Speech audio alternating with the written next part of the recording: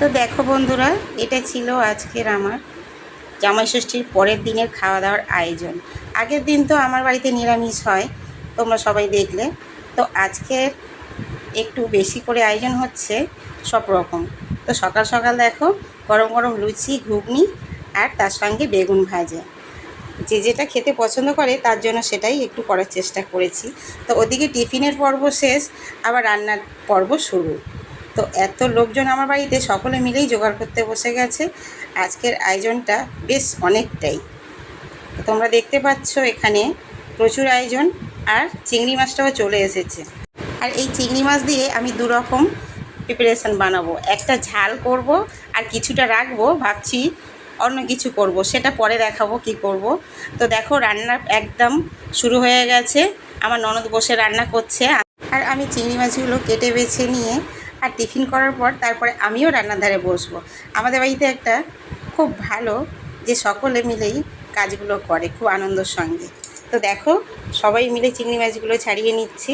আর এই চিংড়ি মাছগুলো কেটে রেখেছি, আমি একটা অন্য জিনিস বানাবো, সেটা তোমাদেরকে পরে বলবো। তো আরও ছিল কাজ, সকলে মিলে করছি। দেখো, এই মাংসগুলো এনেছি, এটা হলো মাটন। তো মাটন এসেছে, সেটা আমি ভালো করে বেছে নিচ্ছি। মুরগির মাংসও এনেছিলাম, কারণ সকলে তো মাটন পছন্দ করে না, তাই অন্যদের জন্য একটু মুরগির মাংসও আনিয়েছি। তো এদিকে আমার চচ্চড়িটা হয়ে গেছে, আর মাংসর জন্য আমি চলে আসলাম উনুনের ধারে।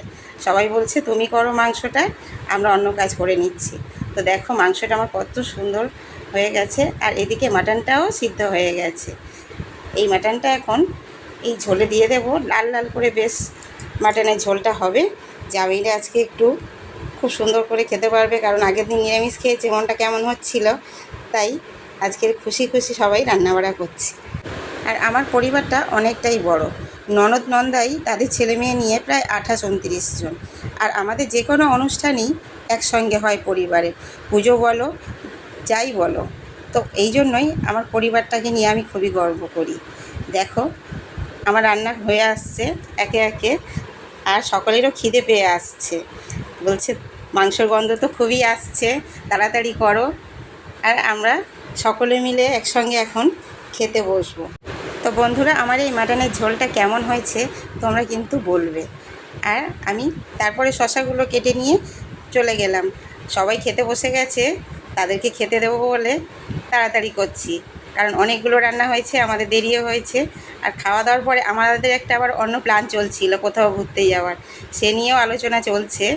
জানি না কোথায় যাব, তবে সেটাও চলছে। আর দেখো, খাওয়ার পরেই আবার আমাদের সেই চিংড়ি মাছের স্ন্যাক্স তৈরি হচ্ছে। এটা হচ্ছে চিংড়ি মাছের কাটলেট, বিকালে চায়ের টিফিনের সঙ্গে দেয়া হবে জামাইদেরকে।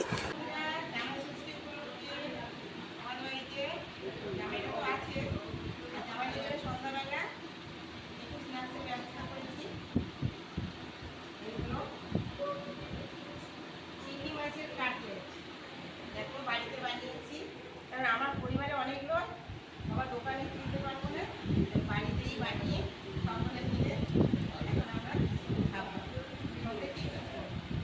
কেমন হয়েছে দেখতে আমার বলবে কিন্তু। তো আমার গরম গরম চিংড়ি মাছের কাটলেট তো রেডি। এটা কাসন্দি আর সস দিয়ে খেতে খুব সুন্দর লাগবে।